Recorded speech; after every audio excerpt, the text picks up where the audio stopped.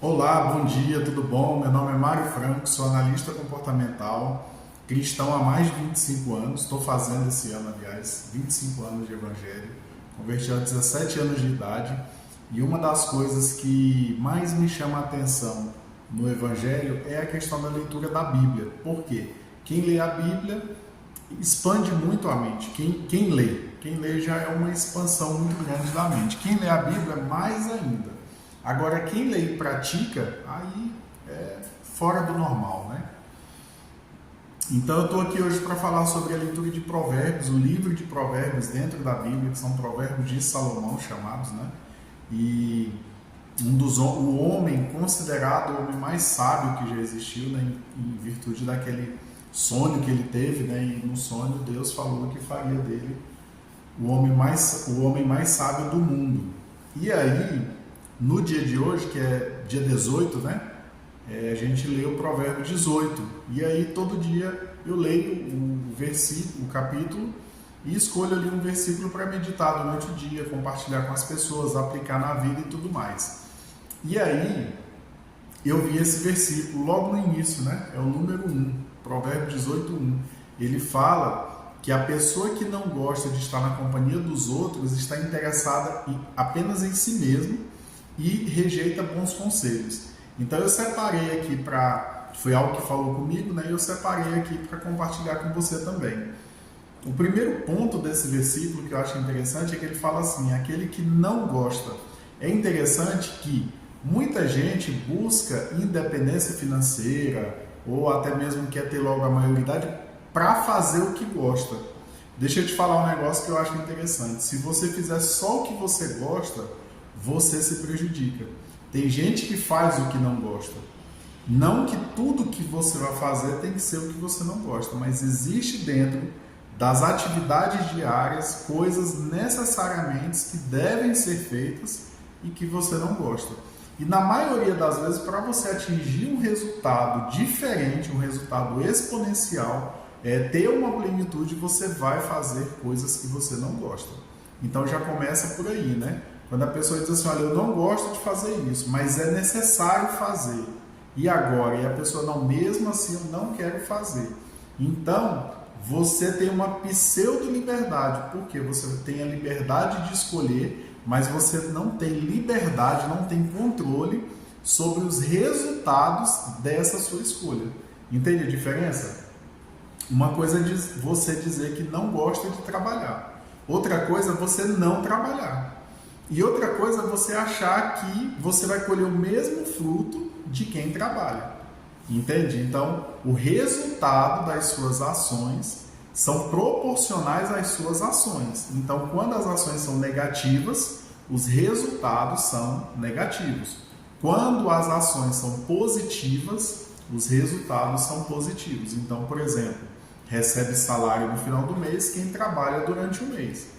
Quem não trabalha, não procura emprego, está desempregado porque não procura emprego, no final do mês não tem salário para receber. Ou arruma emprego e aí não faz o que deve ser feito e aí no final do mês está desempregado novamente, né? Ou seja, a pessoa que só faz o que quer. Não, eu só vou fazer o que eu gosto. E isso dá uma sensação de liberdade, né? Mas isso é uma pseudo-liberdade. Para quem não sabe o que é isso, é uma liberdade utópica, né? Parece que eu tenho escolha de não fazer tudo aquilo que eu não gosto, mas na verdade eu não tenho controle sobre as consequências dessas minhas atitudes. Então você pode não fazer o que você não gosta, mas você vai colher de acordo com aquilo que você plantou. Então, por exemplo, tem gente que gosta apenas de ficar no celular assistindo vídeos nas redes sociais. Tem algum problema? Não. Mas que fruto isso gera? E qual é o resultado que a pessoa espera? Não, eu quero dinheiro no final do mês. Não. Assistir vídeos não dá dinheiro. Então, logo, o resultado é não ter dinheiro, entende? Então, é muito interessante. Outra palavra que ele usa aí é aquele que não gosta de estar na companhia dos outros. É interessante que nós fomos criados para vivermos em sociedade, em companhia uns dos outros, né?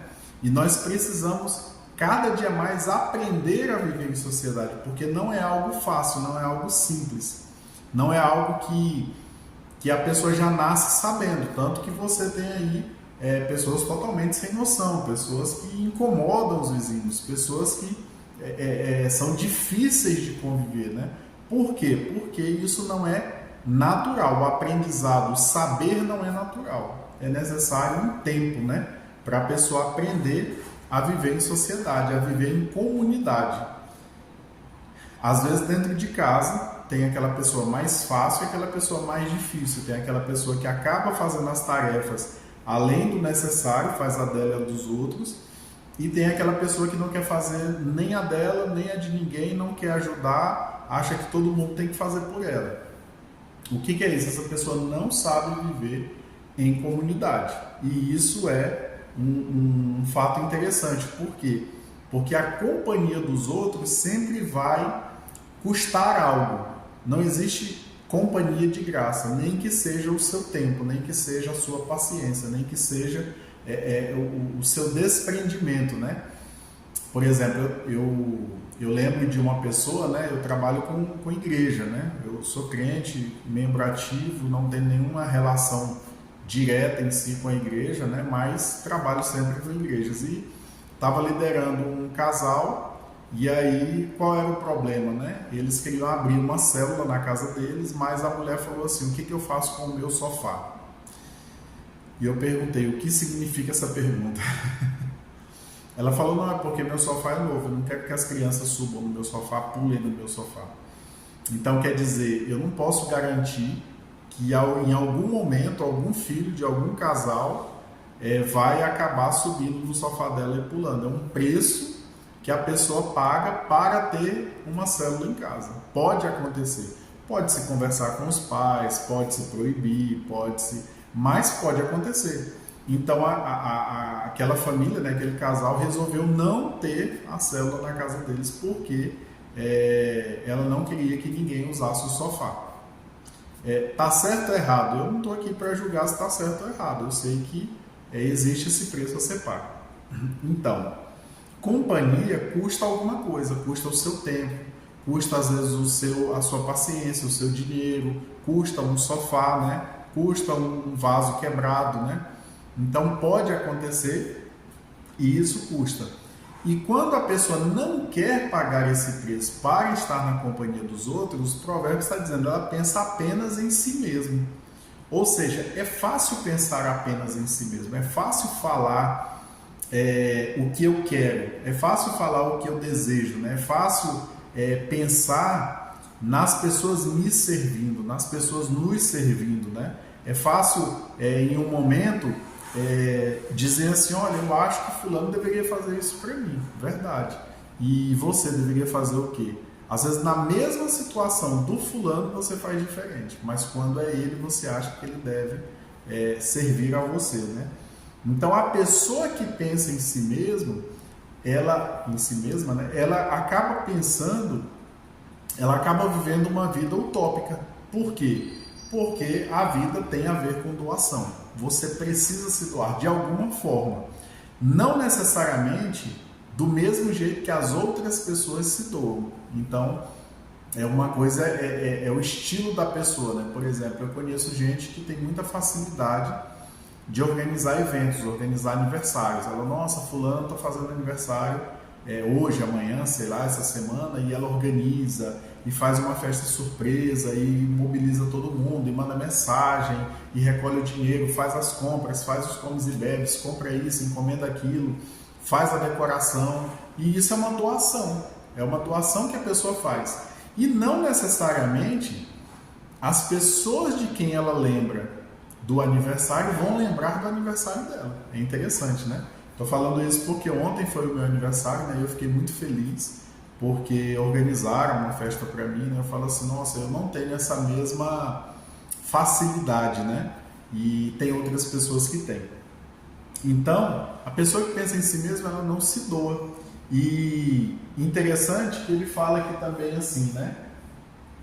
A pessoa que está interessada em si mesma, ela rejeita bons conselhos. Por quê? Um conselho, ele não tem uma regra.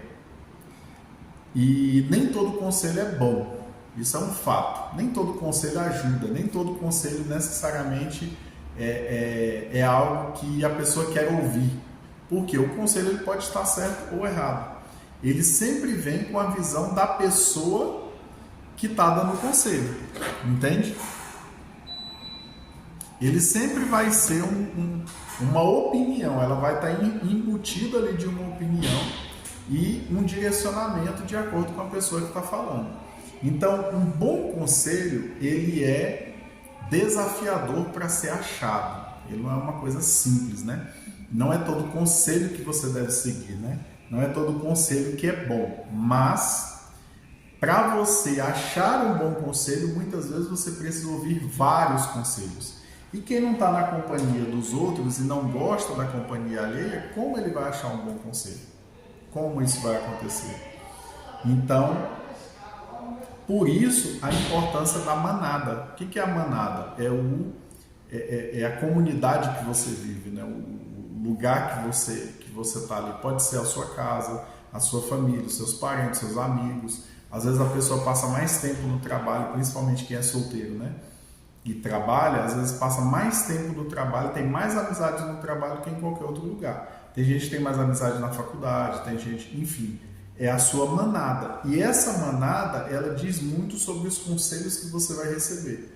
Porque os conselhos que a gente tem mais facilidade de seguir são aqueles de pessoas que a gente gosta, que a gente respeita, que a gente admira. Se você anda com pessoas que têm maus conselhos, você vai seguir maus conselhos. Se você anda com pessoas que têm bons conselhos, você vai receber muitos bons conselhos. Então, os bons conselhos dependem muito da manada que você está. E falando em manada, eu te desafio, né, a verificar racionalmente sobre essas manadas, né, sobre os lugares que você frequenta, sobre as opiniões que você tem ouvido, sobre o que você tem refletido, né, porque isso diz muito sobre os seus resultados. Por exemplo, se você quer saber se vai ter bons resultados numa área ou não, veja as pessoas com quem você anda e a opinião que elas têm a respeito desse assunto, ok? E eu tenho um desafio para você, que está até no versículo 2, né, ele fala: o todo não se interessa em aprender, mas apenas em dar a sua opinião. E foi algo que eu me desafiei, porque eu falo muito, eu gosto de falar, gosto de conversar, e no passado eu chegava a ser até um pouco intransigente, porque eu cortava as pessoas, até ler um livro que mexeu muito comigo, né, que é O Monge do Executivo, e lá ele fala sobre isso, né? E uma coisa que eu percebi, não necessariamente no livro, mas é que assim, daquilo que eu vou falar, eu aprendo bem pouco. É muito raro a gente aprender coisas a partir daquilo que a gente fala, mas eu posso aprender muito daquilo que eu escuto. Então eu passei a falar menos e escutar mais. E esse é o meu desafio para você. Durante os próximos 7 dias, você fazer esse teste, né? E é escutar mais e falar menos. E nunca cortar uma pessoa que está falando, a não ser em alguns casos. Por exemplo, eu vou te falar um caso que eu faço isso, né? Eu acho que algumas pessoas são muito pessimistas. E elas só contam tragédias, só falam de doença, só falam de coisa ruim, só falam de... Você tá ali todo mundo animado, de repente a pessoa chega assim e põe todo mundo para baixo, né? Nesse caso, até hoje eu tenho treinado, eu corto a pessoa para poder mudar de assunto, mudar o ambiente, porque um assunto ele traz uma certa carga ali para o ambiente. E então, quando a pessoa está falando alguma asneira, né? Ou está ofendendo alguém, né? Às vezes até sem saber, como eu lidero, eu conheço ali a vida do povo, né? E aí às vezes a pessoa está falando um negócio que vai ofender, às vezes até alguém que está iniciando ali, que está chegando, né? Então eu costumo cortar, mas no geral eu costumo escutar, principalmente histórias, né? A pessoa quer contar uma história e eu escuto. Outro caso também que às vezes eu chego a cortar é quando a pessoa ela emenda uma história na outra. Então tem gente que ela não tem esse filtro, né? Ela começa a contar uma história, eu já fiquei ouvindo uma história por quase 2 horas. Que a pessoa começou a me contar um negócio, dali a pouco eu já nem lembrava mais o que era, mas ela foi emendando uma história na outra e foi embora. Então eu percebi, tem caso que a gente precisa sim cortar. Então o meu desafio é esse: escute mais e fale menos, tá bom? Deus te abençoe e até mais.